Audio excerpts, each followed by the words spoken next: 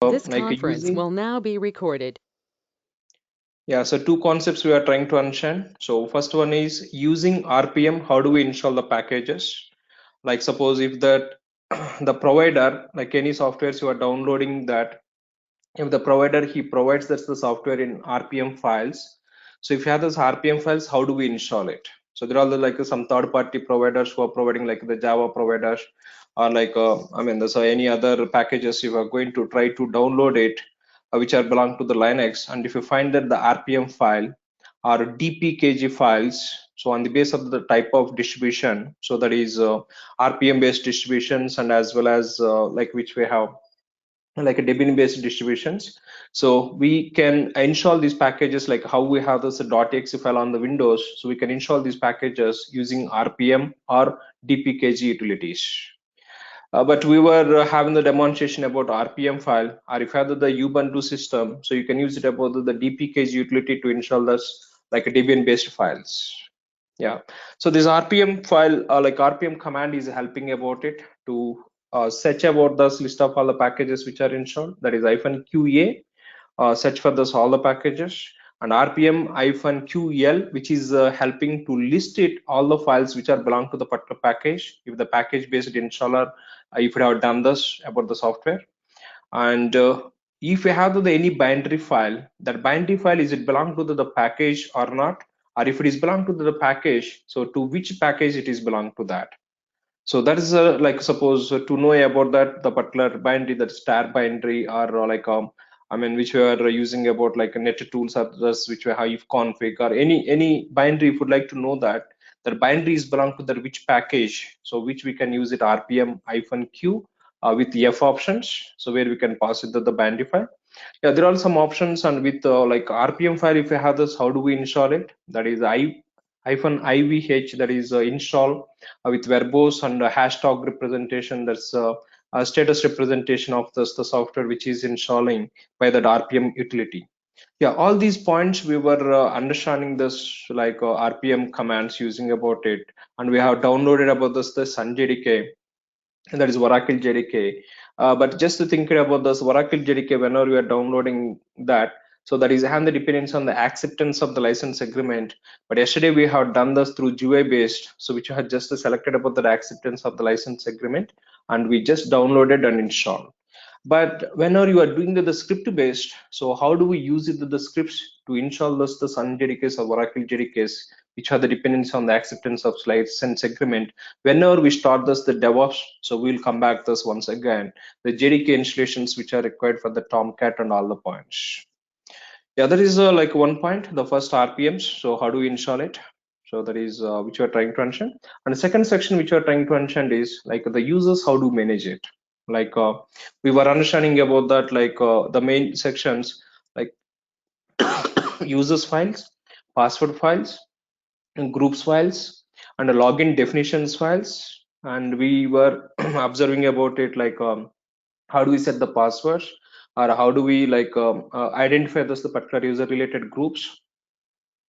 So there are some activities we were trying to understand this on the users management. So but the user, any user you are creating is nothing but the properties, main properties, which we should remember that, like because all these the activities which we go for that implementing through configuration management tools like which we are going to discuss about the Ansible or Puppet. So whenever we are going to discuss those tools, if there is a requirement to create a user using that script, so what are the properties that is required to create for that user? So all those properties we should able to remember that.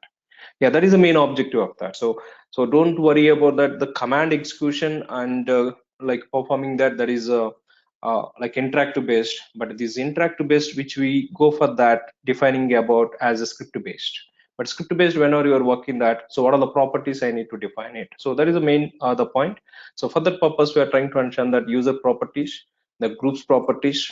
So there's a user which we have username, password, and user ID, group IDs, and as well as home directory, where there is a home directory of the user, which shell he is going to use it. Is it require the login shell, or is it not require the login shell? That means is it API account ID, or is it system account ID?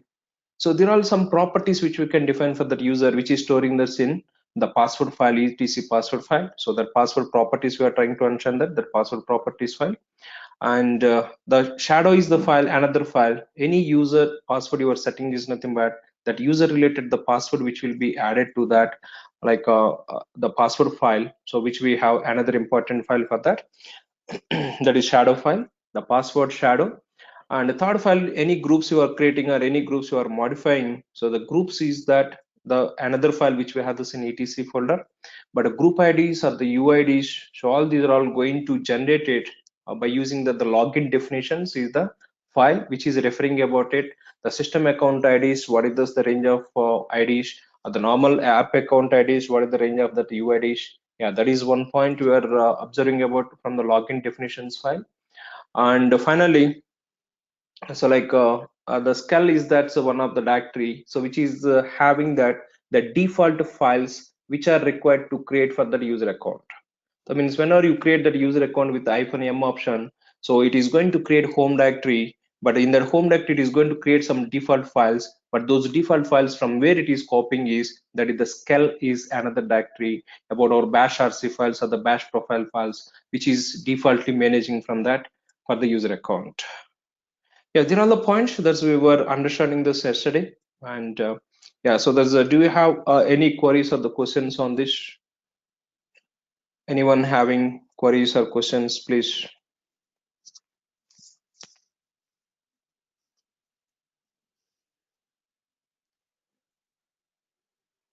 Yeah, so these are all straightforward commands itself, like user add, user modification, or user deletion. So we don't have the big deal. Like if you just a manual also, if you open it, you can get it, or if you just browse it, Google also we can get it. So, but just to know about it, the files and the commands, the users importance, groups importance, and how do we identify the user with the groups, and how do we set the passwords for that user account, and and where the default the bash files that is copying for the user account. Yeah, so there are the points from this yesterday class. Now let's start about this the today's the one more concept we are going to discuss, that that is like I mean the new concept, but this is not a Linux commands, but this is like already we had the virtual machine. How do we set up that? But the same thing we are going to talk it that. So that is we are going to use it one automation tool here, like how do we launch the systems. So why we are going to discuss that concept, that is tool is because we need to learn some more network related commands from that Linux point of view.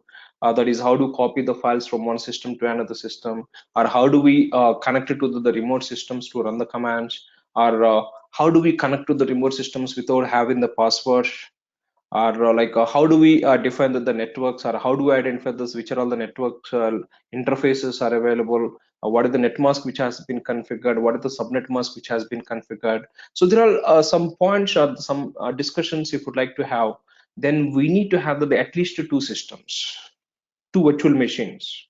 So already we have launched the one virtual machine. We know that like using the virtual box. So we are always using about that which we have created. So this is in the fourth class or third class which we were discussing that. So go to install this the virtual box and download that the image file and add that the image file to this virtual box and just go for this start this machine. But the point what we have this is, yeah, so I'll just stress this more problem oriented now. So there's that problem is going to helpful here to automate the virtual machines. That means launching of the virtual machines also we can automate it. But how do you do that? Yeah, that is the point. But what is the first problem? And that problem, how do we resolve it? DevOps, what is the solution that we have?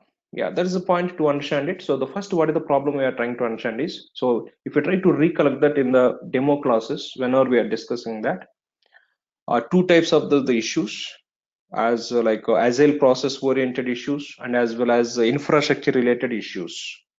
So agile process, like which is helping to overcome the gaps between the customers and as well as developers and the testing team as the requirements gaps to overcome that. So second option we are trying to understand that the gaps which we have this the between the teams, that is the developers, testers, and infrastructure teams. So why the latent, I mean the project delays are coming, that are this the overcost or the overrun, why it is happening this, if you just try to recollect it, whatever we discussed. Production systems are the different and the development systems are the different.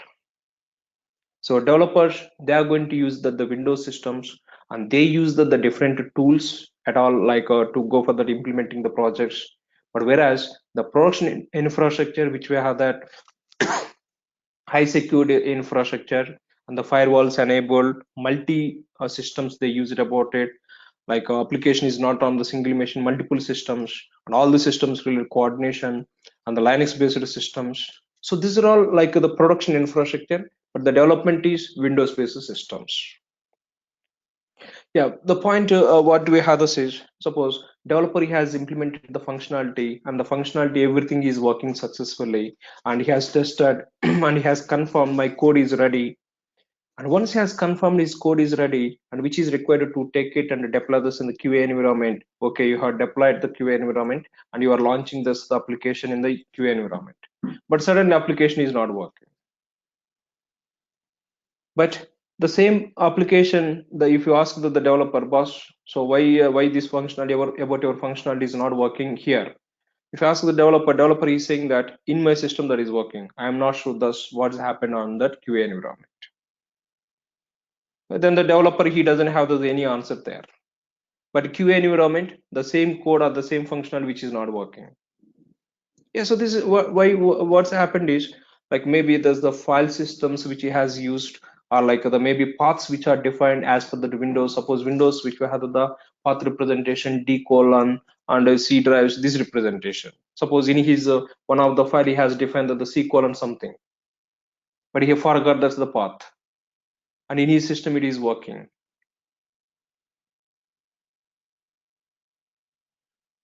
Yeah, so do we have the voice disturbance? Yeah, everyone.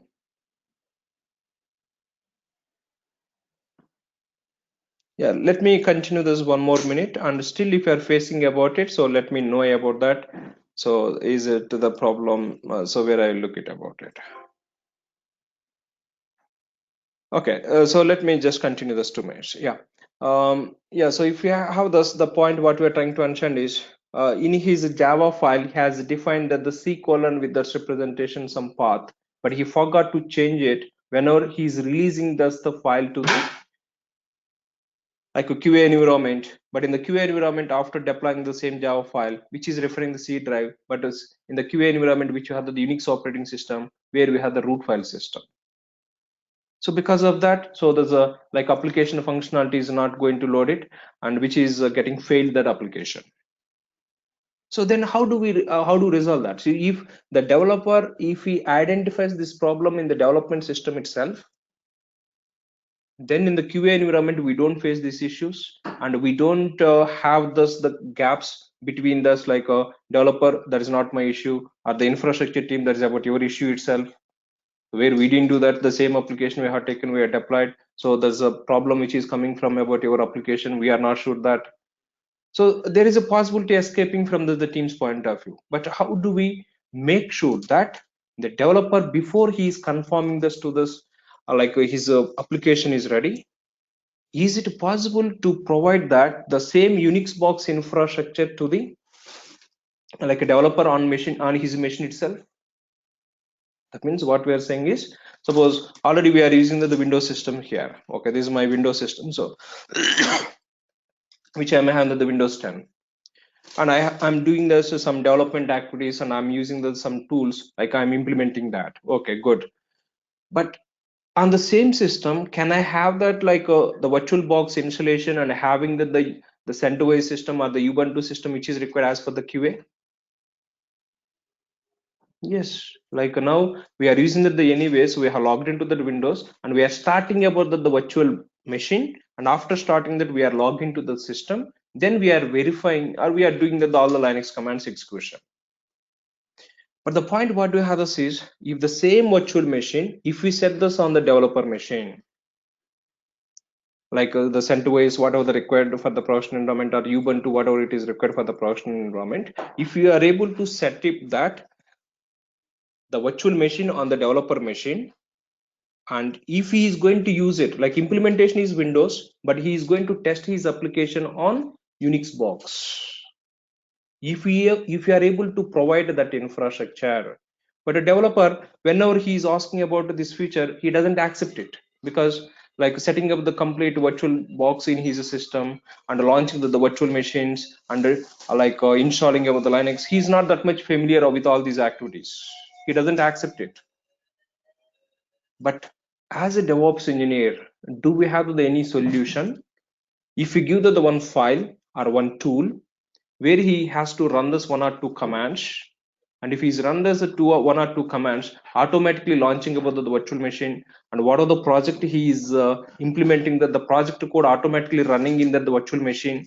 If you are able to implement one script, and if you provide it that script, and if you place that the script in the project home directory, that means wherever the code is available in that code home directory, if you are able to give that script, and he has to run this one or two commands, and the commands are going to take care about it. So setting up this the Unix box infrastructure or the CentOS or the Ubuntu infrastructure on the developer machine.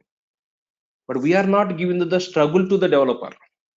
We are just asking that. So some documentation will provide it, and we'll ask to him, first execute these two commands before starting about your code. That's all.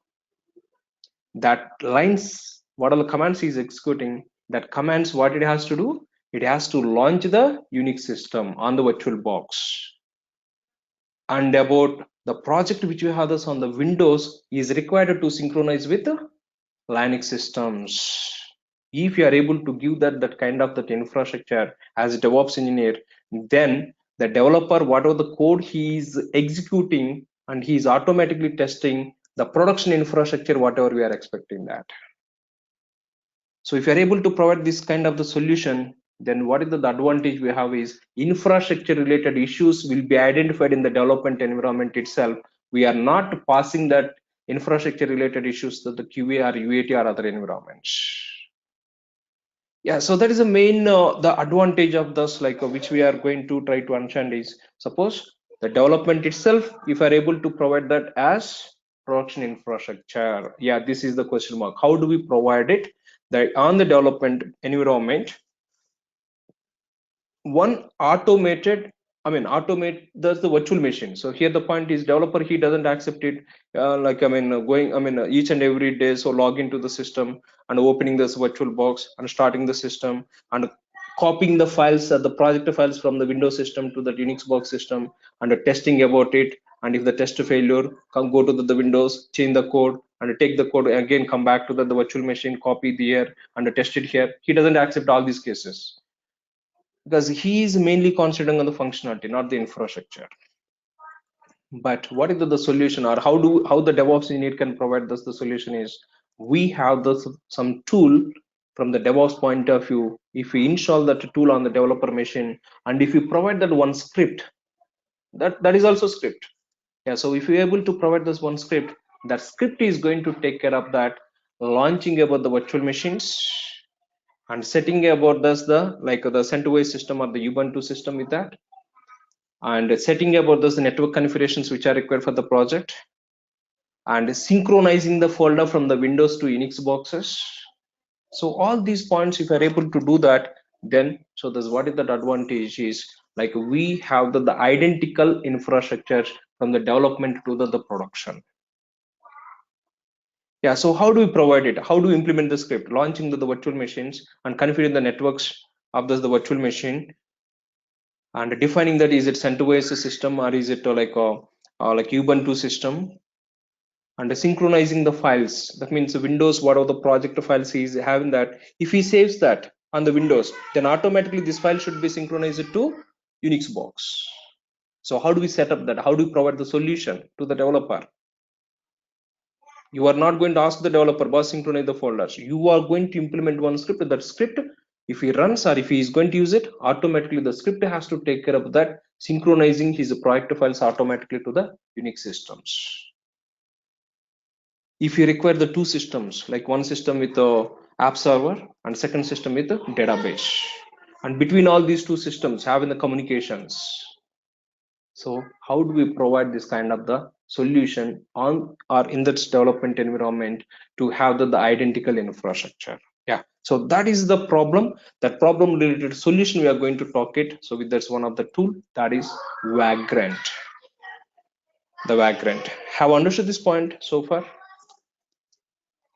But anyway, we'll come back. How do we implement the script or how the scripts are going to helpful? So we'll come back. But just the problem is on the developer system, how you are going to provide that Unix box system.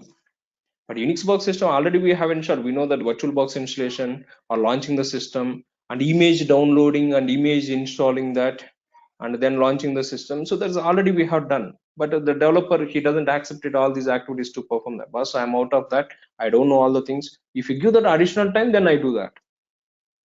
Then extra times he is going to ask that. Extra time there is extra budget to do the project. But as a DevOps engineer, if we just, we are not going to request to the developer, we are going to give the one script to him. First, take this script and place this in our project connected, run this command. So we'll send us 2 or 3 steps, and the steps he is going to follow that. Everything is set up that on the system. That's all. So how do we manage that identical infrastructure? Yeah, that's the point. That means automating about your virtual machines.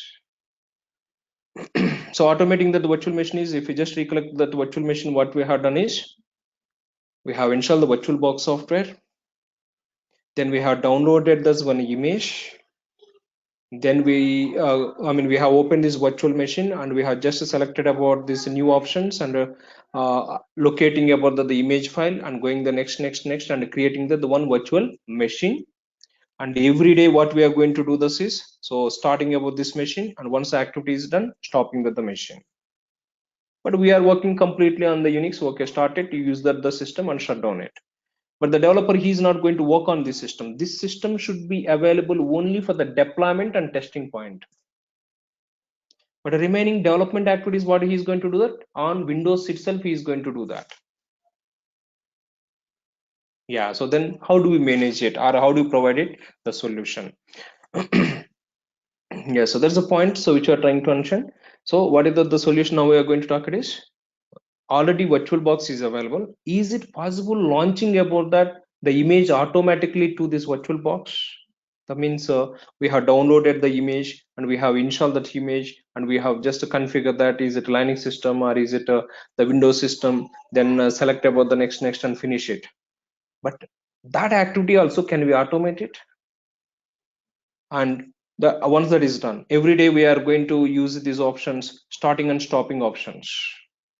So this starting and stopping option also can we do that with the command line based. That means command line based, if we are able to do that, that is automated, which we can perform.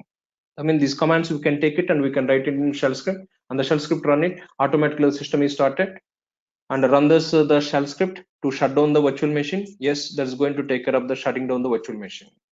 But we never touch it about this, or we don't open this Virtualbox. But I would like to be able to run the commands through that, starting the virtual machine, stopping the virtual machine, or network configurations, or synchronizing the folders. So all these things, how do we manage it?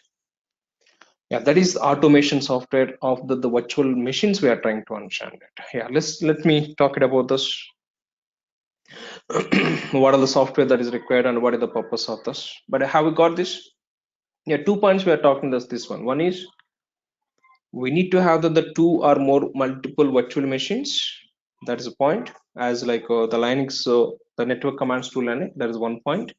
And the second and the same point, what we are trying to understand is, so DevOps is providing the solutions for the development environment, testing environment, and production environment. And one of the major issue which we have is between the developers or the infrastructure team point of view is, these are all the two different kind of the systems or the distribution they are using.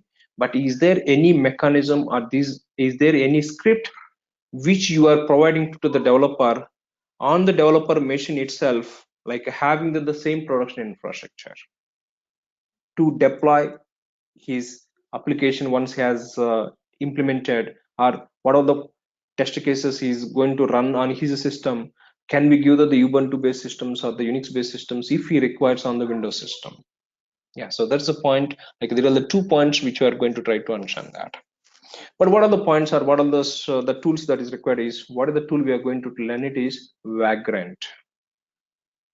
So the main point, what is the main tool we are trying to understand is Vagrant. So the virtualization automation software, or if you just recollect of it, what we discussed already, Oracle VirtualBox we discussed. So this is a virtualization software which is helping to launch the multiple virtual machines. But after installing the VirtualBox, we have downloaded the image, that is the CentOS or the Ubuntu. That ISO image we have added to this VirtualBox, and manually we are doing starting or stopping. This means everything manually or GUI based we are doing that. But now what we are going to understand is, once this VirtualBox is available and I need to have this one virtual machine on this virtualization software, that virtual machine, how I can configure this on the VirtualBox, and after configuring that, how I can start it and stop it through scripting or through command line based. Yes, that is the software which we are trying to understand, is that is the Vagrant. So Vagrant is the software. This is the virtualization automation software. But what is the virtualization software we are using is VirtualBox or the VMwares we have this. There are the virtualization the softwares. And we are going to talk about the one more tool, that is the Git Bash as well as. But what about this the Git Bash? I'll come back. But for the timing, so VirtualBox, already we have done the VirtualBox installation, but the machines to launch it or to start it or stop it, so we are going to use it that the manually, but that virtual machine which is installed on the VirtualBox, how I can start it, stop it, that's purpose we are going to talk it one more tool, that is Vagrant. So Vagrant is automation software. This is virtualization automation software. That means once virtual machine is available on the virtual boxes or the VMS, we can write the scripts, and the script which is going to helpful to start the machines or to stop the machines, or we can connect to the machines.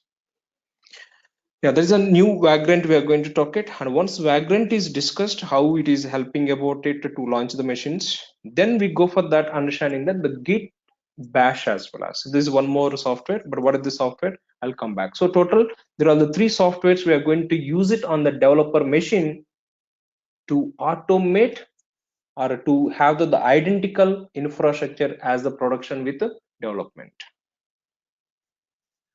Yeah, so there's new software, the Vagrant. But what is this Vagrant? And so if you just refer some Vagrant site, so what is the official site which are the Vagrant? Yeah, any queries so far, like which you got this idea about it? So the main agenda of this.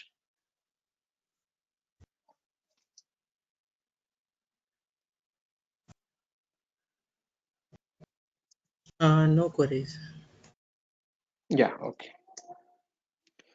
Because as simple as it is, like already we were working with the virtual machines, but virtual machines like creating the virtual machine on the virtual box or starting, stopping, everything manually we are doing that. That manual part we are skipping here, and we are going to take it the some scripts. That script, if you run it, or the script if you implement it, and if you run the some commands, the script is going to take care of it, downloading about your image file, that is CentOS image file, and adding this image file to the virtual box to create as virtual machine. And after creating the virtual machine and starting the virtual machine also, that means everything, whatever the networks which are required, whatever those the like synchronizations required, whatever that downloading that the ISO image file which is required, or adding that the virtual machine to the virtual box is required, or starting, stopping, or power off, or removing the complete virtual machine, everything we are going to talk it through command line based. But to have it all these commands, so what is the software that we have this from the DevOps tools point of view, that is the Vagrant. So Vagrant, which is helping to automate about your virtual machines on the virtualization software. Yeah, so good. So that is our understanding. So vagrantapp.com. So this is the official site. So where we can find that the Vagrant boxes. So, but who is the vendor for this is HashCorp.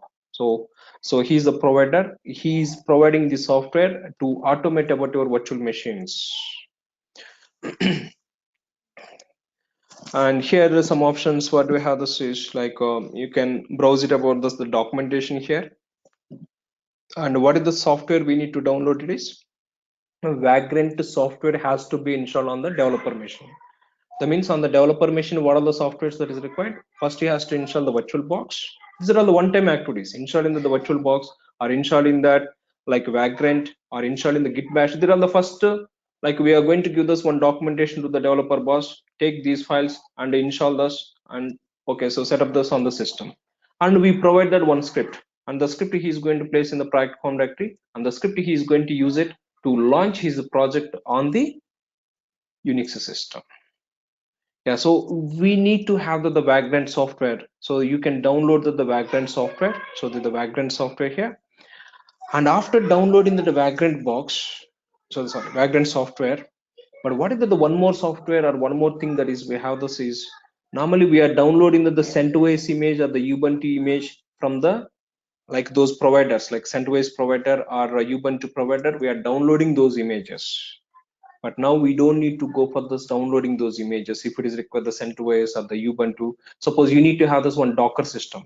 Already Docker is installed and everything that has been set up that.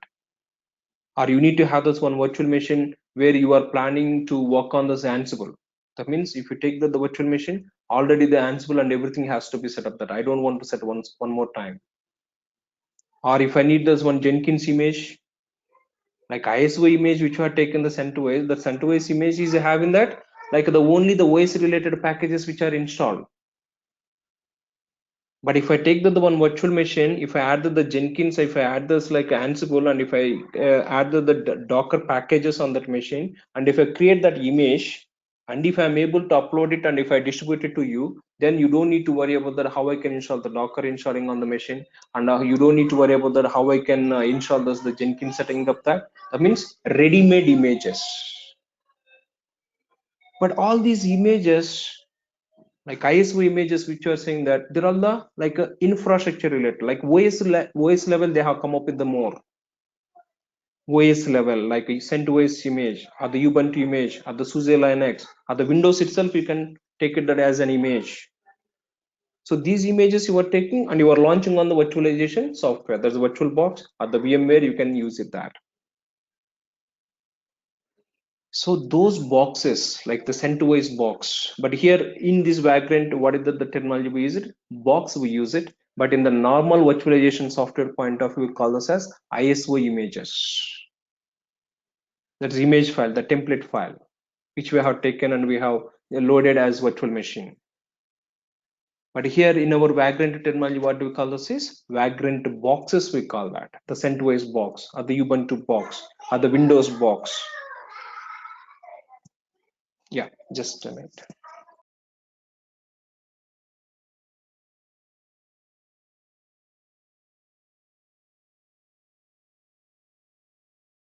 Yeah. So these boxes are ready-made available, but who is providing about it is this is a HashiCorp provider. He is providing the ready-made boxes, and we can download this box and we can launch these boxes using the Vagrant software on the virtual box. So what are the types of softwares are available from the Vagrant is first to download the Vagrant and install on the system, then find about your which box that is required. Suppose if you just browse it about the boxes, suppose I need to have that some like a Ubuntu system. If you just type this the Ubuntu and if you search for that, now I so there are the boxes which are available. Ubuntu, the Trust is 64, which is supporting the 14.04 version, or HashCorp is providing that one more Process 64, that is a 12.04. There are the versions of the Ubuntu. The 12.04, which we call this as Process 64, Ubuntu, the 14, which we call this as Trust is 64, like a 16 point version is available, Xenial. So you can find it, there are the list of all the boxes, you can download it and you can use it, and they have given us like support for that. So this box is supporting, is it only Virtualbox or is it going to support the VMware as well as, or hypervisors you can launch into this box or not, or is it parallel boot up supports or not. So there are like they have given that the support options, and how many downloads do we have this about this box, you can find it that the downloads on the base of the downloads. So these are all like official one. So there's the official Ubuntu server, official one is recommended. So even if you create that about your own box, you can upload it, you can create one user account here and you also can upload about your images. So there's a beauty which is we have this is like if I'm having this my like virtual machine, that virtual machine I can create as a image and I can manage this in the cloud and I can distribute that image to that wherever it is required. Yeah, so these are like the ready-made boxes are available, which you can suppose if you need the Windows itself is you can find it that the one image file. So Windows 10 Enterprise Community. So this guy is providing about it. So if you need it, so just we have some commands. What are those commands? I'll come back. So identify the box about your requirement. Suppose I need to have the Docker machine. That means whatever the virtual machine I'm going to take it, that virtual machine should already contain the Docker. I don't want to install once again. So here, if you just browse it about, so we have the Docker related some like the downloads which you can find it here, and you can just verify that is it going to support my Virtualbox or the VMware. Normal VMwares doesn't support it. The VMware licensed version, which we call that as VMware Fusion, only VMware Fusion can be used to launch the virtual machines using Vagrant. So VMware Fusion is the licensed version, and open source which we have is VMware. Normal VMwares, we cannot launch these boxes using the Vagrant. You need to have the VMware Fusion. This is like around per system point of view, $80 cost which we have that. The VMware, the Fusion cost from the VMware provider. But VirtualBox is the open source and which is supporting about this Vagrant as well as. Very easy way to launch the machines. So we'll observe that. So how do we launch those machines? We'll come back finally. But so just browse it about the vagrantup.com. So what we are trying to understand is the Vagrant is providing that like the ready-made image boxes. So there's like on the base of the requirement, suppose here. Yeah, so if you just browse it, that Docker, now the Docker which is installed on the Ubuntu and which is having the Ubuntu version as 14.04. Suppose if I'm expecting the Ubuntu with the Docker on the 14.04, I can take this image and I can just pull it and use that. But how do you pull it? What is the command? Even that is also command. You are not going to download. Here we don't have the download link here. We have some command from the Vagrant. That command, if you run in your system and if the net is available, automatically it downloads and it is going to add it to the virtual machine. That means Virtualbox as a virtual machine. Yeah, that is, I mean, the before to install this one Linux box, we were struggling. There's a lot of like the 4 years back or the 3 years back or like 10 years back to launch that one one Unix box as a parallel boot up. You need to use it. Then these virtual machines have come up that which are helping, like you can install these virtualization softwares and add this virtual machine. But adding the virtual machine which I'm having the 3 GB, 4 GB, 5 GB of the ISO images, and that is not that much flexible. So downloading the 3 GB or the 4 GB, now the net speeds are, thus we have the more availability. But like thinking about the 5 years or 6 years back, how we have that. So a lot of, I mean, so there's everything is very, very like the flexible way it has coming. That's which launching the machines or launching about that, the infrastructure or setting about that, like the complete the application infrastructure which is required. Everything as image. Once if I create it, thinking about it, if my application, if I'm able to create as an image with the OS onwards and the storage onwards and as well as a user's point of view or the permissions on the file system and everything, if I create with my complete application with the middleware server as one image in the development machine, then that image take it and wherever it is required to run it, right? So we don't have any infrastructure related issues, we don't face it, because that's the entire that image itself is having that my OS layer to that app layer. That means what are the platform that is required, what are the softwares that is required, everything that you are first creating that and creating as an image and give that. Yeah, this is like the virtual the Vagrant vendor has given the virtual machines or boxes which we can say that. So this box which is required for you identify it and download it. Yeah, so these are like identifying that. So now if you need it, so but how I can download it? Suppose this Docker image is required. So if you just click on this, then they are giving about that two options. How do we use this box? So how do we use these boxes? One is as a Vagrant file, you can write it. So this means so we are saying that the file based, right? So the file in the file define it, the which box is required, which network is required, or which synchronous folder is required, everything defined in the file. The file use it like to launch the systems. So If you have the Vagrant file, so take the Vagrant file and about this code and just add it to the file, and we need to run some command. If you run that command, so it is going to try to download this box from here. I mean, this is the cloud. They are uploading. They have uploaded all these images to the cloud, and wherever it is required. So just use the system name and download it. That's all. And second approach, what do you have this is, if you don't have the Vagrant file, so run these two commands. What are those two commands? Vagrant init and Vagrant up. But Vagrant has to be installed on that machine. That's why we are saying this in the vagrantup.com. Download the Vagrant software, and this is we are trying to mention the Vagrant box. So wherever the Vagrant is installed on that machine, that means if you are able to run the Vagrant command, go to that machine and run this command first, and the second run this command, automatically this image will be downloaded, and this image will be attached to this the Virtualbox software, and it will be automatically started on the virtual machine.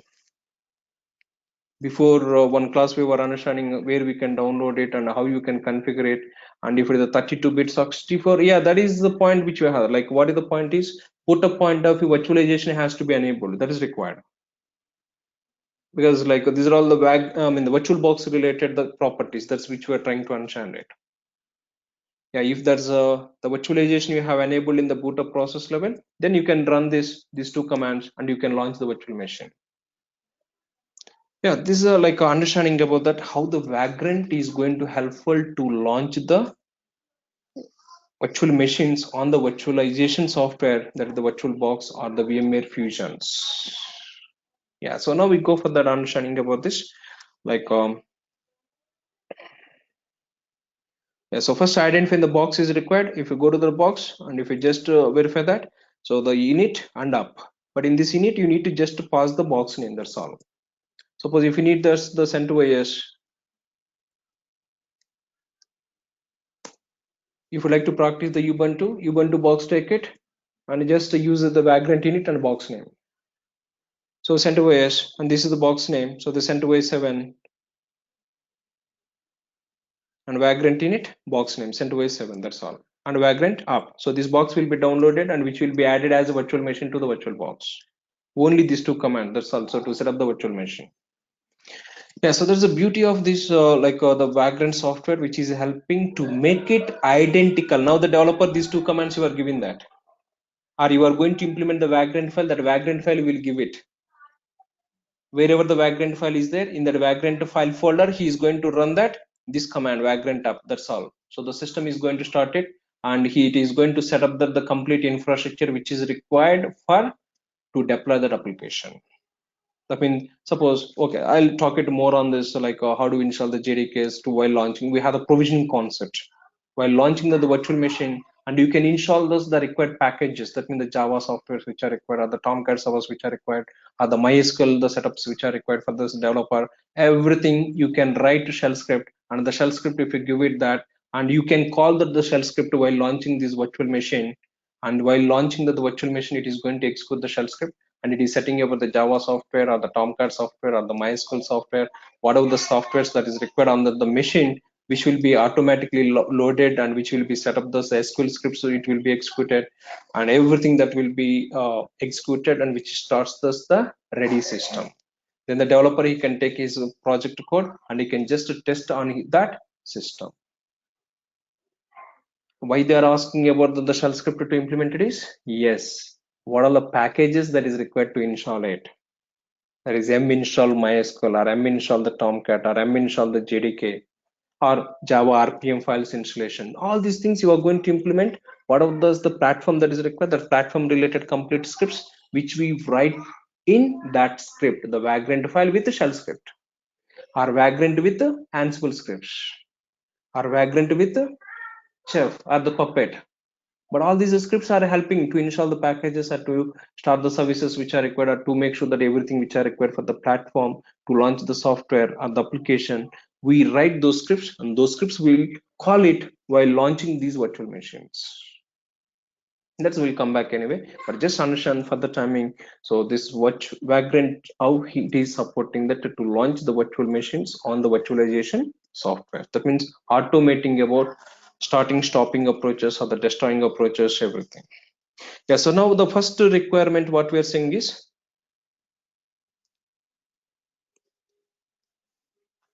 so on the developer machine, what are the software that's required? The first, he has to install the Virtualbox. That's already we discussed, like how do we install the Virtualbox in the third class itself. Next, what is the software on his system? So it has to be installed Vagrant. So Vagrant, it can be downloaded, and this is like the Windows file, like a .exe file. So if you just click on the download, which starts about it, like a Debian based, we have Windows based, we have CentOS system. So that's like which type of distribution you are using, that distribution type related, the software you can download. Suppose we have that at the developer machine, the Windows. So Windows based Vagrant software, you can download it. So 64-bit or 32-bit, that is exe file which will be downloaded. And once this is downloaded, so straightforward. So just double click, next, and with the default options, finish it. So we don't have this any customizations. Go for this with the default options, which is going to take care of that Vagrant installation on the system. But in my systems, the Vagrant is already installed. But Vagrant, once that is installed, but I mean, to run all these commands, what are those commands? Vagrant init, Vagrant up. But I need to use it command in prompt, right? So normally, like, so what do we do? This is we go to like run options, and we use the CMD options, command prompt opening that, and we use the Vagrant up commands or the Vagrant init commands. We need to run these commands. So suppose if I try to run it, the Vagrant, yeah, so on my system, so Vagrant is installed and that is available, and these are all the commands, and you can verify this the Vagrant version also. Yeah, so what is the version that is installed on my system is 2.1.5. Yeah, you also can practice it. So just try to download the Vagrant software, that simple .exe file, and go to this wherever it is downloaded and click on that. Go for the next, and default settings. So there is no big deal to install on that Vagrant. How we have done this, the Virtualbox, the same options Vagrant also. And once that is installed, open the command prompt and verify that the Vagrant is installed on the system or not. Yes. So this, you can just verify that. How to verify that the Vagrant is installed is Vagrant -version. Okay, so now there's the two softwares which we discussed. So what are those two softwares which are trying to understand is to set up this, the complete infrastructure is, one is Virtualbox, that's already we have done, but we have used about our own image. So as initially, like you need to have some exposure on that, the Unix system. That's why we discussed the desktop based system. But in the organization, we never use the desktop based systems. Unix systems, all our server you are using is nothing but server is the command line based, terminal based. We don't see the desktop. That is just to initially practice that, where I was giving this install the Virtualbox, take the image and start about that, the desktop based system. For the next point, whatever we are going to talk about, everything is terminal based. We don't see that, or we don't accept the any GUI based.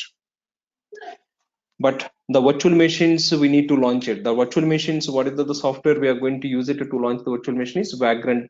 Vagrant, we are going to use it. So Vagrant, like download it. This is simple, the software which is supporting that automating the virtual machines activities. So just download it and install it. So once that is installed, okay, these two softwares have been installed. But what is the third point we have to see is, like once the virtual machine is available, so if we just observe this in our Virtualbox, and we are starting about this the system virtual machine. This is a manual I'm doing that, just like to understand, to give this understanding that. And which is a this virtual machine which is starting that with interactive, and this is kind of the desktop based system, and once this is started and we are logging that system and we are accessing that.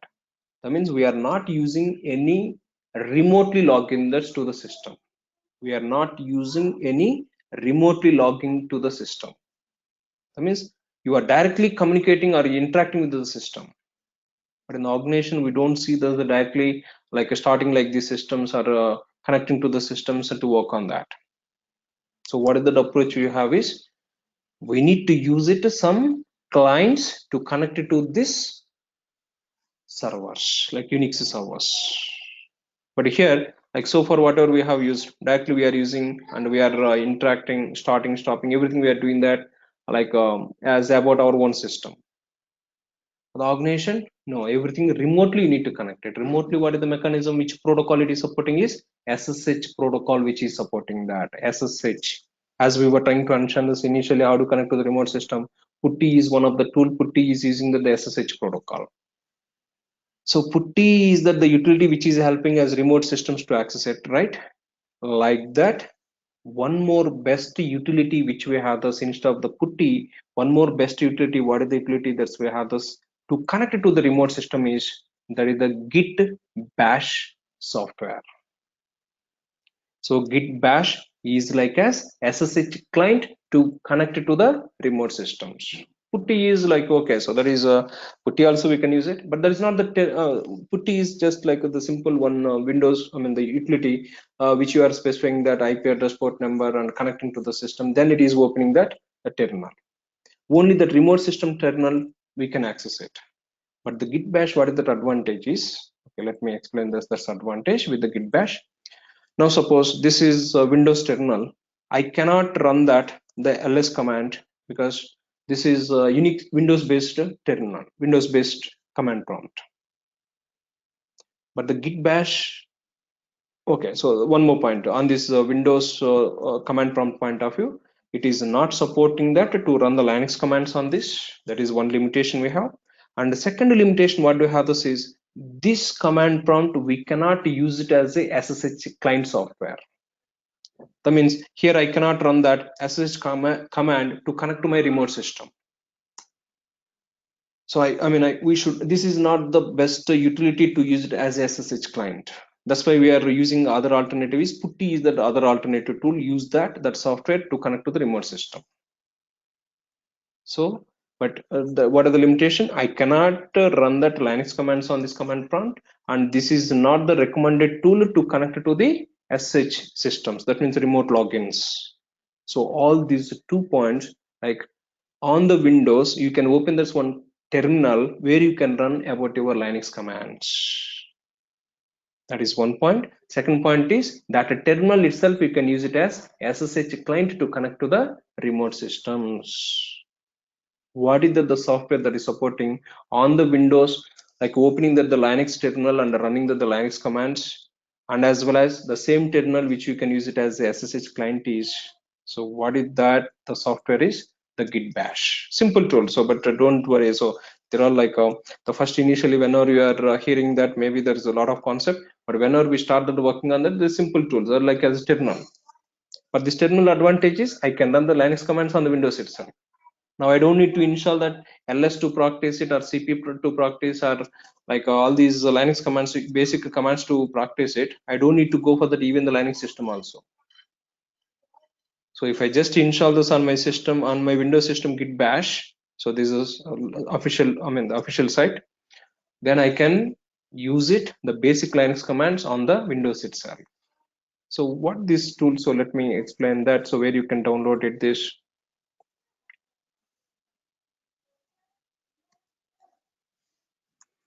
official site what we have is gitscm.com.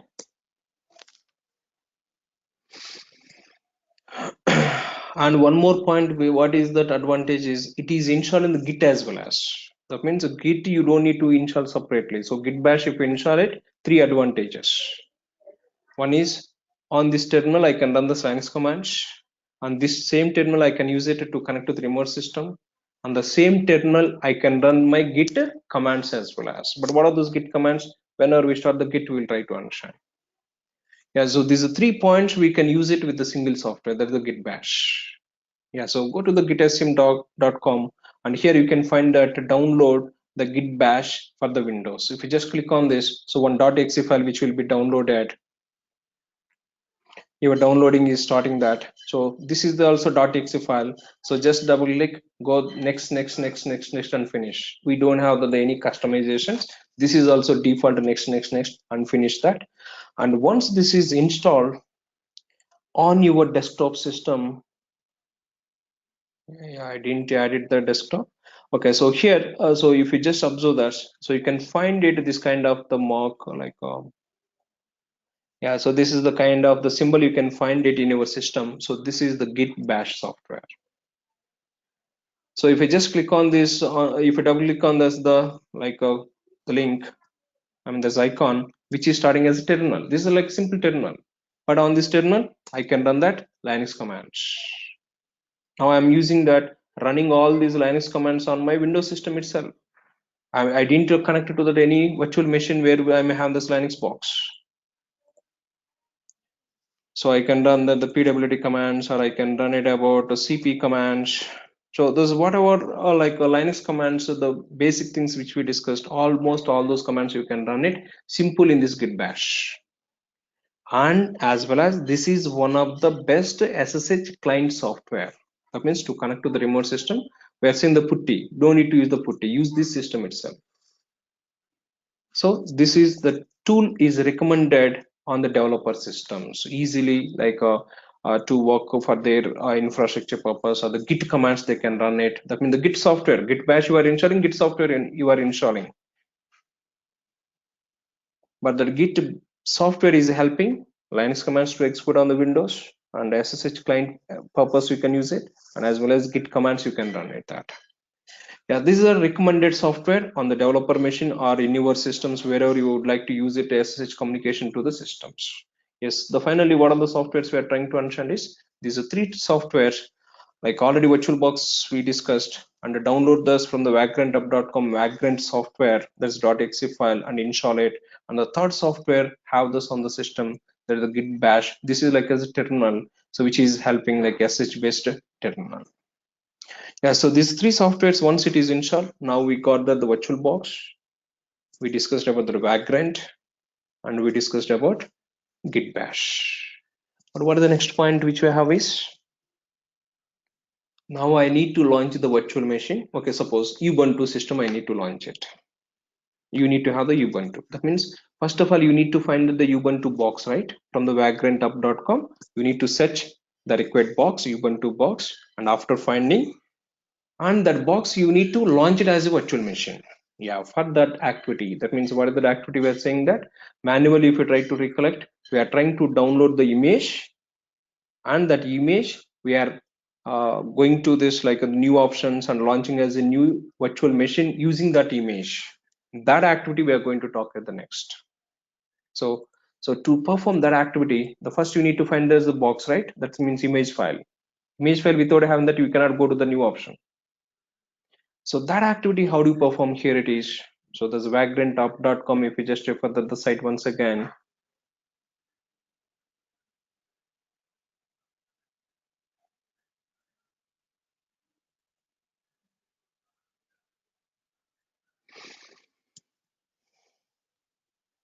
now I can go to the find boxes section, and which box we are saying that Ubuntu, or all I mean CentOS also you can download it, Ubuntu, SUSE Linux, or whatever the box that is required, so you can find it here. So there's about so multiple virtual machines you can launch it. So with the simple commands, yeah. So find it about your box which is required. Whenever you are working with the Ubuntu, so always recommended the type of distribution and type of version is 16.04. Even for the dockers, whenever you are going to talk it, so at the Ansible point of view, you are going to use it this version of the Ubuntu. This is recommended as a standard one, or a stabilized one. And what do we call this one in that terminology point of view is Xenial, Ubuntu Xenial. And Ubuntu Trusty 14, Ubuntu Precise, Ubuntu Xenial. Xenial is recommended as a stabilized version. So you can just find this box name and run it about these two commands. Yeah, so now let's observe the vagrant init what it is going to do, and vagrant up what it is going to do that. So to perform this activity, what is the terminal I'm using? So don't use the Windows command terminals. So this git bash if you install, so always work with the git bash. So they're supporting that Windows commands and as well as Unix commands. Yeah, so what I do this is, so let me create one the workspace directory.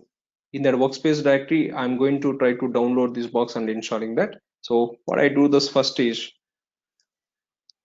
Let me go to the some. I'm going to use it this workspace F drive. In that F drive. So here, how you are browsing the file system, if you just observe that it is started with root. So if you just use it about the CD F colon with this representation, this is Windows representation, it doesn't work it. So what is the notation here we have? It always starts with the root, and which drive does do you want actually is F drive. And within that F drive, remaining file system is like that. So this is Unix notation. And within this F drive, so let me create some directory, the workspace, and within this workspace let me create that one directory, so that is the like online something. But these two directories to create it -p is recommended, right? The with the path options. Yes, we have created the workspace, and in this like online batch purpose, that means whatever we are going to talk about, all these exercises I'm going to define this in this directory. This is like as about our workspace directory. And in this online directory, let me create Vagrant activities point of view, one Vagrant directory. That's about your choice. So wherever you are going to create it, so that's about your choice. But what is that the notation we are going to use it is? So for this batch purpose, what of this demonstration I'm going to use it. So this demonstration I'm going to define this in the workspace online. And so that's just Vagrant activities. So we have created the separate Vagrant directory. Yeah, now in this directory, let me run this command. So what is the command? So Vagrant init Ubuntu Xenial 64.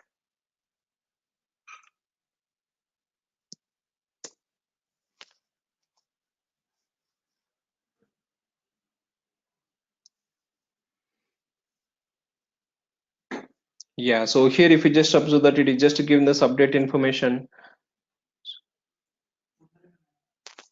Yeah, so what is it is giving this is, so this is a new version of the Vagrant is available. It is just giving us some information. We can skip it.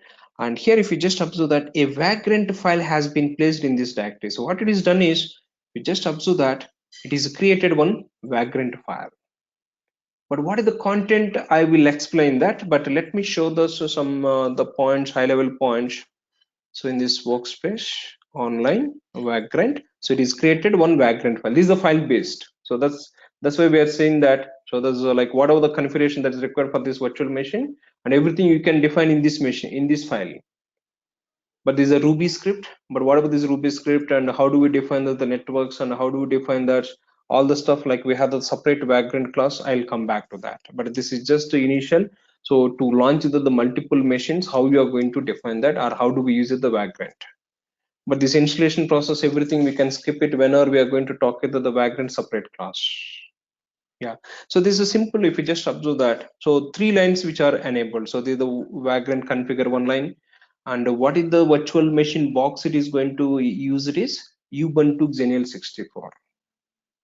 Suppose if I need the CentOS, simple, I can remove this here, this string, and I can go to the my Vagrant site, and I can find that the box name, the CentOS 7. Here we are trying to understand the Vagrant file. Vagrant file also, this is the configure line and virtual machine box and the end. Only these are all the three lines. This line, configure line, box line, and finally there are all the commented lines and the end. Only these three lines. And here, if you just replace this CentOS 7, now you are trying to download the CentOS 7 box. If I just change it as Ubuntu, now you are going to try to download the Ubuntu.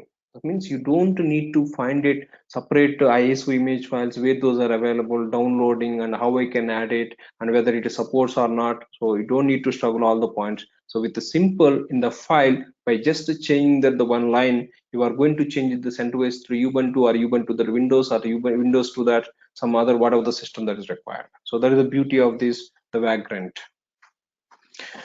Yeah, so this is like the image name you can define, and for the timing enable the one more property also, the network to configure it, because we are going to use the two machines. These two machines should have that the static IP address to have the communications.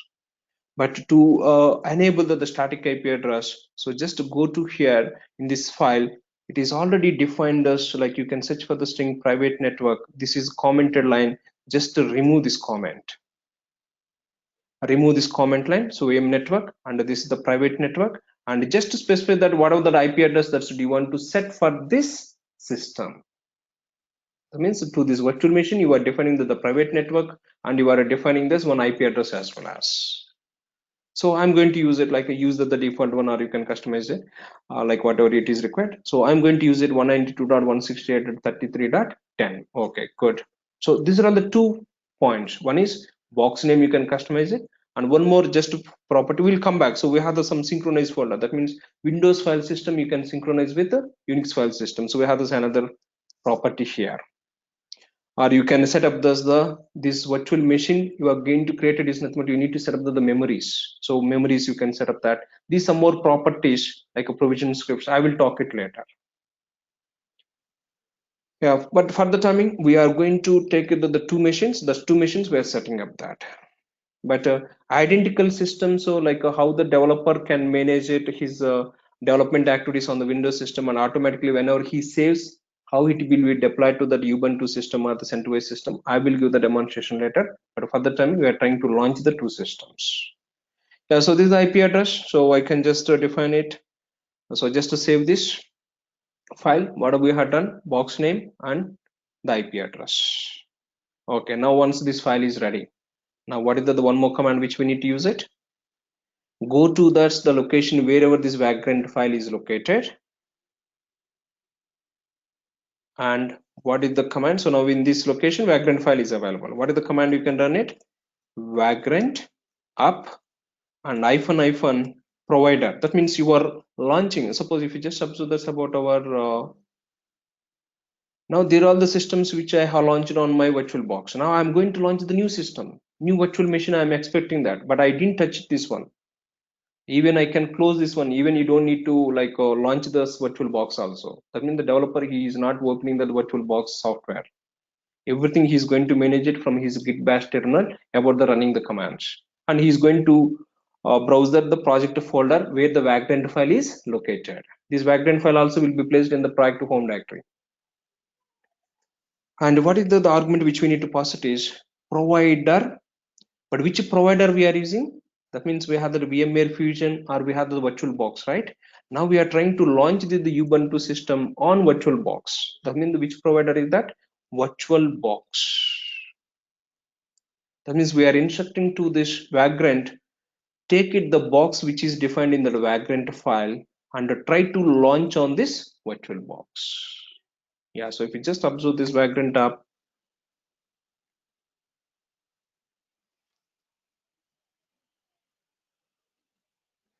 and it is setting the machine name as the default. Yeah, and it is trying to import the image. Now if you just observe that Ubuntu Xenial 64 image, if that is but this is only one time it is going to try to download it. If that is already available in your system, yeah, it is asking the confirmation. Yes. Yeah, if this box is already down, but only one time. If this is already downloaded, it is not going to try to download one more time.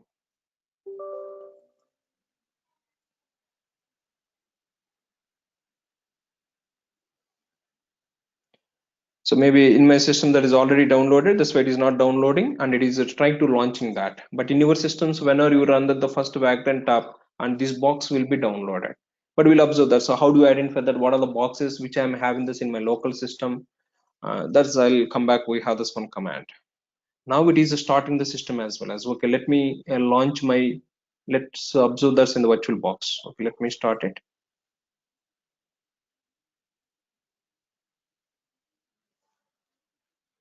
Now here, if you observe that.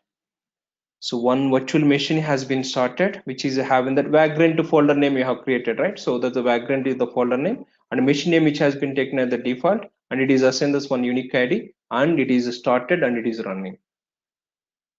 We didn't touch it about this Virtualbox. We have just closed it, and we are everything manipulating through that the commands vagrant init, that's file to create it, and in that file which box is required, just to define the box name, and which IP address is required for about your machine to communicate it, just enable the private network and save that file.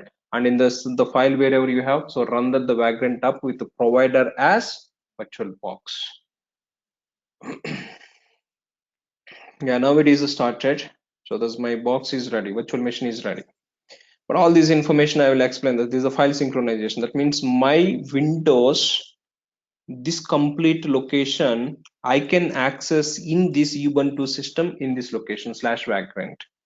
This is synchronized folder. So I'll come back this synchronization, all the things. Okay, now my system is ready. But how I can connect to the system? Before, how we were using this to connect to the system is,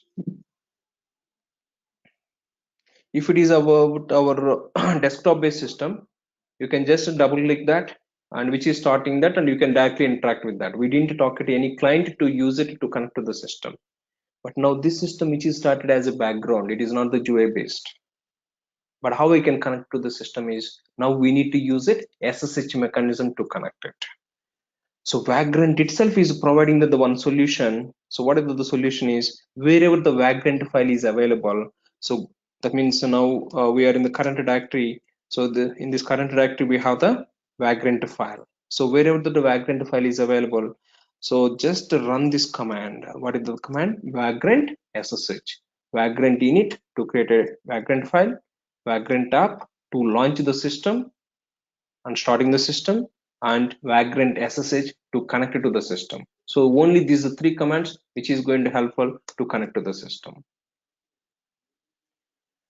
Yeah, maybe you are going to face some problems. If the virtualization is not enabled, you are going to face the issues. Make sure that that is like already you are able to run the virtual machine is nothing but no issues. But if it's the first time you are going to configure the virtual box and everything, so there's make sure that the virtualization has been enabled from the boot up process. That's the prerequisite. Yeah, so now if you just observe that I didn't use the even username and password also. If with the putty tool I need to specify that what is the, suppose if you just observe that the putty also I will show that how do we log into the system. But if I just observe that the putty, if I use it, then I need to specify the host name, that means which remote system are connecting, and the port is 22, and after so open that it is going to prompt for the username and password. But Vagrant, what it is done, so there's a Vagrant SH which is already connected. This means it is using internally some keys mechanism, keys, like what are those keys, public keys we have, private keys we have. So with that keys mechanism it is already connected. Now we are in that Ubuntu system. Now if we verify this, suppose like uname -a, as we were trying to understand this to know that the system information, the Linux, the Ubuntu Xenial, and this is that the kernel version which we have, and x86-64 is the bit processor. So this is the complete information which we can have it. So that is the complete the machine information. Or what we can do this is the cat proc and just use it about asterisk release also. Sorry, not proc, etc. Yeah, so use this file also etc, the release options, which you can find it, which distribution is that, what is the version of it, and what is the name of this, and so there's like the complete version information and home URL. So the complete the system information we can find it. So that is etc release or uname. So there are the commands which are helping. Now we are in that Ubuntu system, automatically connected. Now this is everything command line only. So where we don't have any GUI based with the system. That means any activity you would like to perform, you should know the command. Without the knowing the commands, you cannot perform. That is the recommended approach. Even you were yesterday, there is a GUI based and RPM file to download it. We have used the browser. But tomorrow, whenever we are going to talk about the Tomcat to install it or like any softwares to install it, everything we need to download it using the Unix commands itself. We'll come back. So using those commands, the command line based will work with. But this is the recommended approach. Yeah, so now we are able to launch it, and now let me show the some more commands from the Vagrant itself. Now you can exit this, but what is the default user account? Let me explain that. So what is the default user account in these Vagrant boxes which we have? This is Vagrant is the default username, and the password is also Vagrant. Username is the Vagrant, and the password is also Vagrant. And you can use it to access the root user privileges. You can use it sudo su, as we were trying to understand that the sudo which is helping to switch to the super user, and just use it su, like switching the user, and automatically it is changed to that root user account. Yeah, so this is like the system. So how do we access it? So just exit. Now we are in the Windows, but how do I know that my virtual machine is running or not? Suppose if I just use it that the Vagrant status.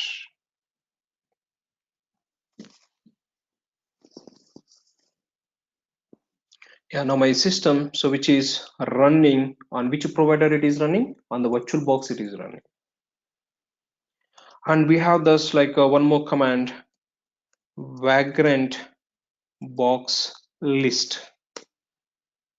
That means what are all the boxes which I have downloaded to my local system. That means what are the boxes I'm having is CentOS 7 I have, Ubuntu Trusty 64, Ubuntu Xenial, but you need to make sure that's a proper disk space having about it. Like so you are launching that the virtual machine, so you need to make sure that's the proper disk spaces. So there is a C drive, so which you need to have the proper disk space.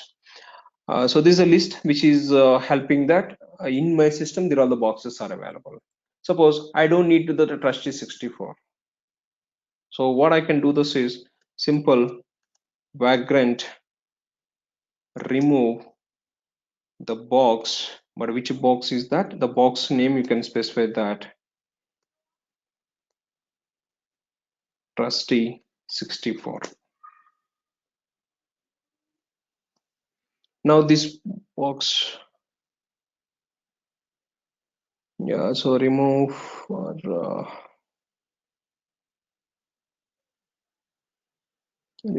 delete some find.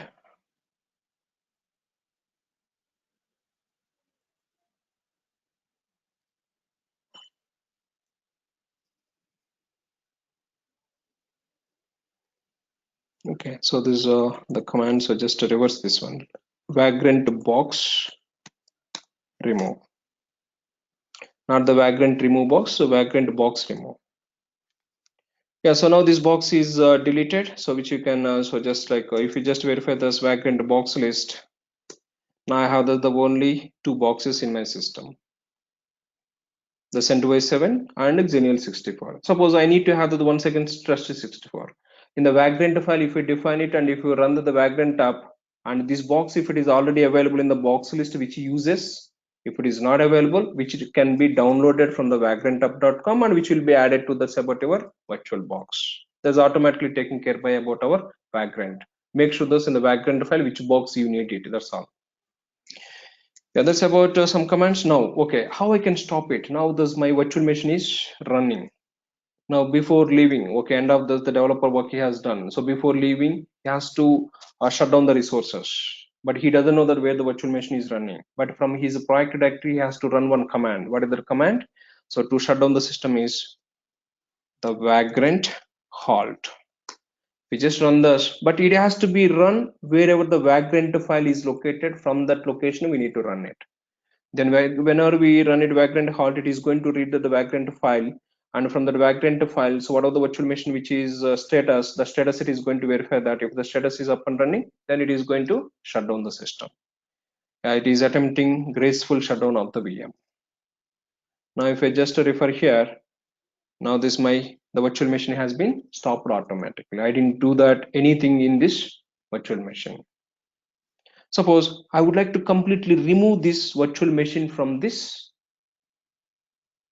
virtual box. How I can remove is, so what is the command is vagrant destroy. You can destroy it and you can go for the vagrant up. Vagrant up, whenever you do that, it will be initialized. So it is asking the confirmation, yes. Now if you just refer here, my virtual machine has been removed completely from the virtual box.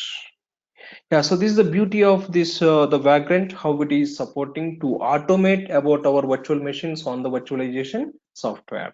So here we have discussed this example point of view. The Virtualbox is the example. Yeah, so this is like a system, and suppose once if you'd like to start it once again, so just go for the Vagrant app. That's all. It is going to relaunch the system. Like that, if you need the two machines, then one system in VM1 one directory, one Vagrant file, and in another folder, one more Vagrant file. You can just use it the two Vagrant files and go to those two directories and just launch it about the two virtual machines. But whenever we are going to discuss the Vagrant, in the single Vagrant file itself, we can run it multiple machines also. There I will talk it the more, but for the timing, so what you can just have the infrastructure for the tomorrow practice purposes, install about all these softwares, like additional software. What are those things is already we discussed the Virtualbox, install the Vagrant and git bash. Git bash is very flexible. You don't need to touch regularly the command prompt on the Windows. Just use that always git bash, and where you are going to much familiar with that Unix systems or Unix commands. So there are the straightforward installations, like download it, so the start the process and go for the next and finish that. And once that is done, identify the box name. So you are going to work with the Ubuntu or this. The first familiar with this one, at least one distribution that is CentOS, or like RPM, whatever we discussed, or all these points as the RPM we are trying to understand. But there itself, it has been given the commands for the Ubuntu also. Parallel, you can launch the one more Ubuntu system and connect it to the system. Connecting also Vagrant SH. So you are not going to worry about that how I can connect here. But tomorrow, whenever we talk about the SSH and all these points, we are going to use it about our own SSH clients. So there is a here Vagrant SSH we have used. But if I'm having the IP address, username and passwords, how I can use it as SSH client? That is the point we are coming back to that. But if you launch the virtual machine by using the Vagrant SSH is helping automatically to connect it to the virtual box or virtual machine which you have launched. Now my system is started. So whenever I need it, I can destroy it, and whenever I need it, I can launch it, and whenever I don't need it, and I can simply destroy it. Yeah. And suppose if you need that one more machine, what we can do this is this Windows you are working, so you are the flexible on this Windows system. That means what is the host OS we have taken is Windows, and on this host OS we have installed this the Vagrant Virtualbox Git Bash to launch the guest boxes either Ubuntu or the CentOS. Yeah, suppose if you go to the workspace and this is the Vagrant file, what I can do this is like I can just clone this one more directory,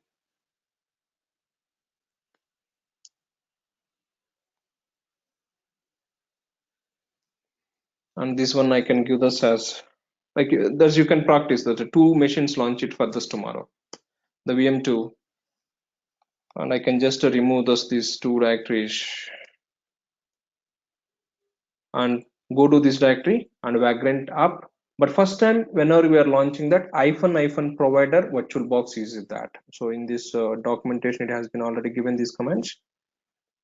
Yeah, open a git bash terminal and go to that create a directory, go to the directory and Vagrant init, which is going to create a Vagrant file. And so open the Vagrant file and change the box name which is required, the CentOS or the Ubuntu. Then run this, that's the first time this command, that is the Vagrant app with the provider as Virtualbox. And while starting VM, if you face any issue while starting the Vagrant with this virtual machine, so make sure that in the boot up process level virtualization property has been enabled. That is the prerequisite. Other than this, we don't have the big deal to launch this system. And run the following command to connect to the virtual machine, that's Vagrant SSH. Then once the system is connected, you can just change to this root user account, that is sudo su, and exit that, then shutting down the system to Vagrant halt. But Vagrant box remove or Vagrant box add or Vagrant box list or Vagrant status, so all these commands we have this in another PPT, like Vagrant concepts we have this. That's I will talk it whenever we start the Vagrant. But this is the prerequisite which you need to have this infrastructure to understand SH communications or SCP configurations or some networks like which we are going to talk it in the next class. There's the networks, like how to identify the network interfaces and what is the IP address that has been defined. But in this, the virtual machine 2 related in the Vagrant file, what you need to do this is don't use the same IP address.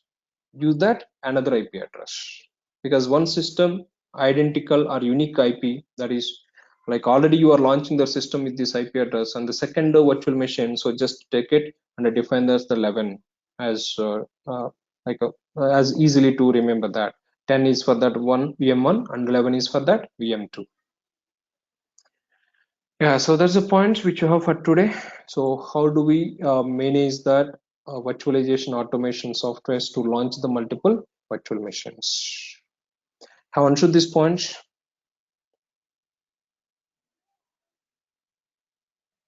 Venkat, I have a query. Yeah, please. Yeah, when we do Vagrant SSH, so Yeah, which VM it is going to connect? Because we yeah, so have two VMs, right, in the same file. correct. Ubuntu Celerio and Ubuntu Trustee. No, no, no. So here, so in the current Vagrant file, in one Vagrant file, so for the timing, what is the understanding is in one Vagrant file, you can define only one box. Whatever the box name we have defined in this Vagrant file. So this box, using that, the virtual machine has been started. I mean, there's a Vagrant box list. Whatever I have done is that is entire system level. So Vagrant box list, so which is listed,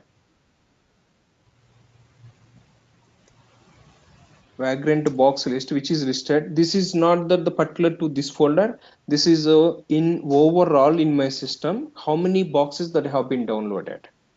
But to this current batch purpose, there's online Vagrant. So what is the Vagrant file? So like which we have used is, this is the Vagrant file. And in this Vagrant file, what is the box name we have defined is Ubuntu Xenial 64. This box, that means this image is used to launch this virtual machine. Suppose if I would like to launch that Ubuntu Trustee 64 also. That means in this second Vagrant file we have right. So in this box, you can just define the trustee 64. And if you go to this folder, wherever this Vagrant file is available, so in the second VM2, and open this as another Vagrant file, and in this Vagrant file specify that if you need it, send away system. But how do I connect Vagrant SSH, which system it is connected is, suppose now whenever I am running the Vagrant SSH command, I am already in this one of the directory, right? So now in which directory I'm in, if I just verify that, so I'm in this online Vagrant, so this Vagrant file. So whenever I run this in this system Vagrant SSH, it is going to try to read this Vagrant file. In this Vagrant file, we have launched already the system. So that system it is trying to connect it. Now, which system it is connected? Xenial 64.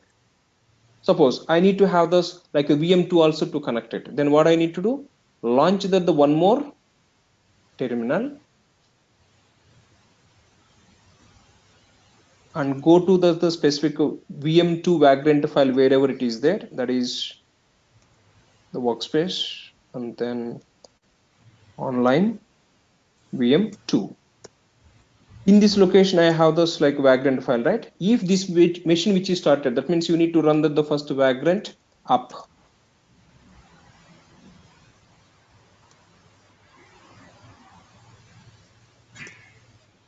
So I need to start this file related the virtual machine.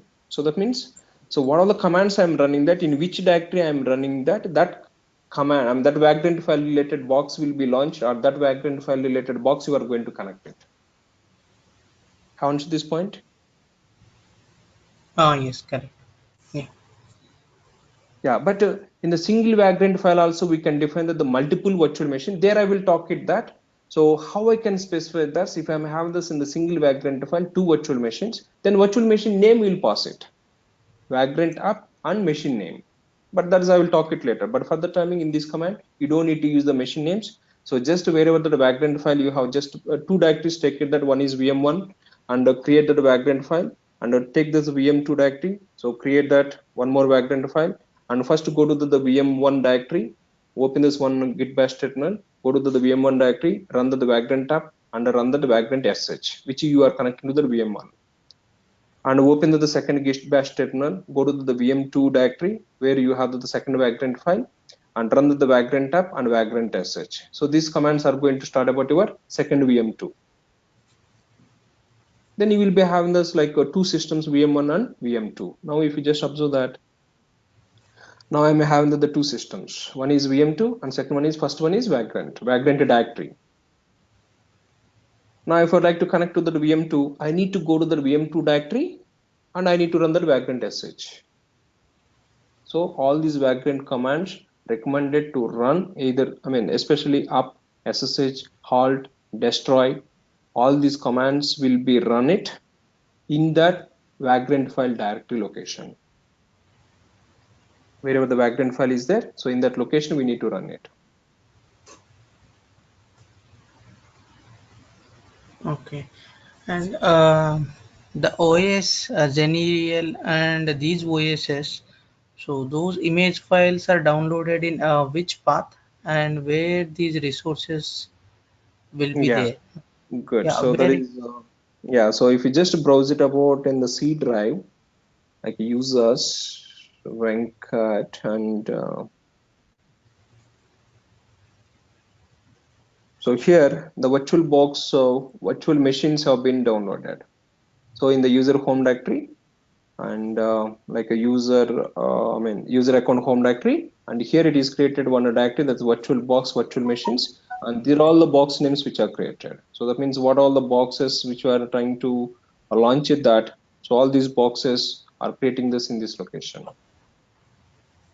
If you just run that the Vagrant destroy, it is going to clean up that all these directories.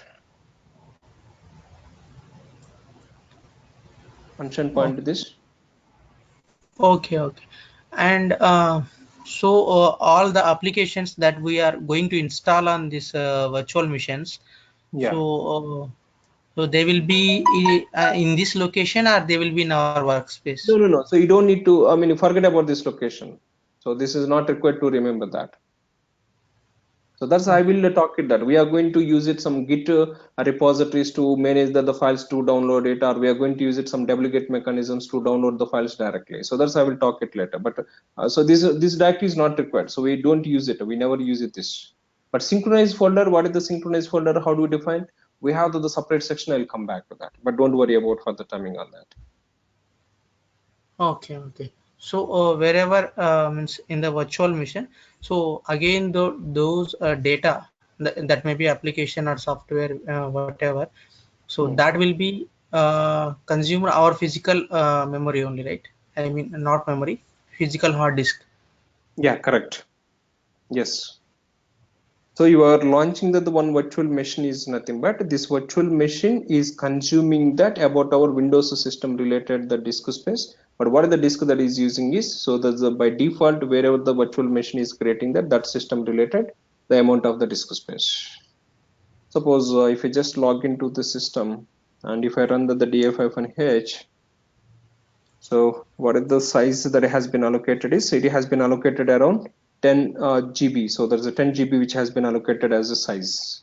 So for this default one, and a Vagrant folder, if you observe this, so how much it is allocated?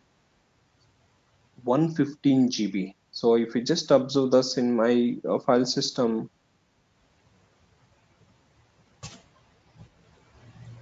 so this is the workspace. So what is the size I'm having that? 114, around 114 GB. So this GB has been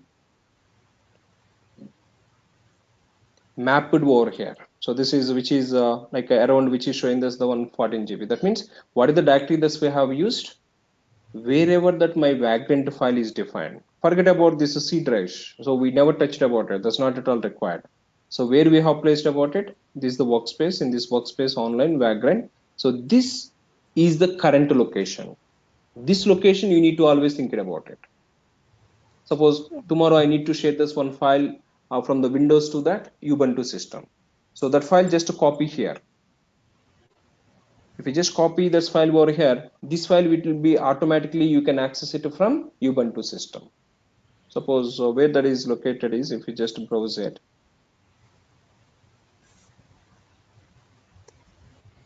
Now here on, I'm in the Ubuntu system /vagrant. So in this location, I can find it the Vagrant file and .vagrant folder and some .log file which is created. Suppose if I create one file or folder here, I'm creating this that is on my Unix system. And if you just come back to this on the Linux, sorry, Windows,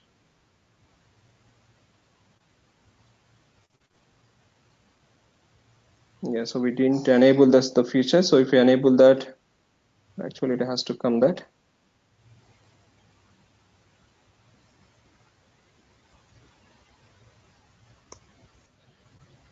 Sorry, so it is not created in the Vagrant folder. Yeah, cd/vagrant in this directory. This is the directory.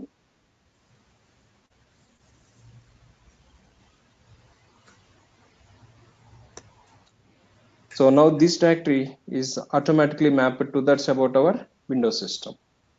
Now the test.txt whatever I have created, that's automatically mapped on this my Windows system.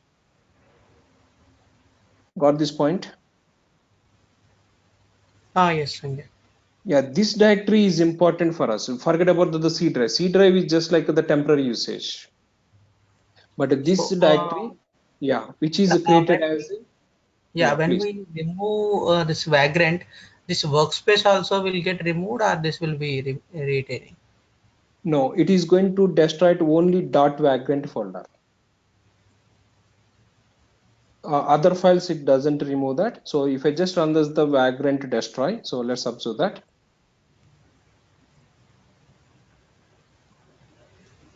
Now I'm doing this everything in the vagrant folder.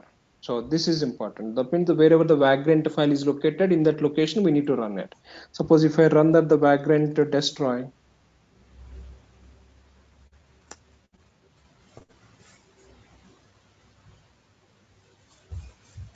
my virtual machine which is created, that virtual machine is a temporary purpose. So that is just like actual physical hard disk which I'm having on my Windows system. That physical hard disk which is mapped to that about our the temporary virtual machine.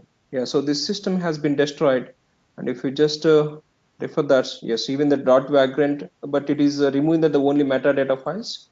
Yeah, so metadata files it is removed, but still this .vagrant folder is available. But these files are not erased.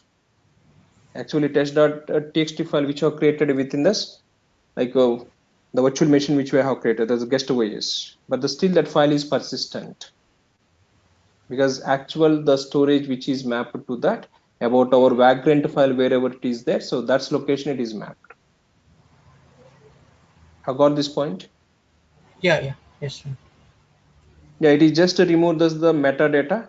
So, but it still does the vagrant directory is available. And whenever you relaunch, once again the metadata will be created. That means it is going to create internal some keys also. Like vagrant sh, whenever you run it, those keys already available in this location, and which is verifying that the keys and keys with that automatically connecting that. So once it is started, you can just verify. Okay, let me show here. On this VM2, if you go to this directory, yeah, these are all the files which are created. This is the metadata. So here it is using some private keys also. Whenever you are using the vagrant sh in this location, automatically it is reading this metadata information. Using that information, it is trying to connect it to this virtual machine box name which you are defined in this vagrant file. Yeah, this location is important for us. Forget about the C drive. C drive is just like the temporary files which are creating. Okay. Yeah. Yeah, so there's like the concept which we have this on how do we use this vagrant to launch the multiple machines. Yeah, any